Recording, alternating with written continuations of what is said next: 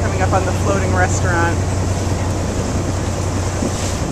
that you can't get into. Waiting list forever. And our guide Matthew said the food was only so-so. This is jumbo? Yes. Sit like 3,000 people. There's another boat.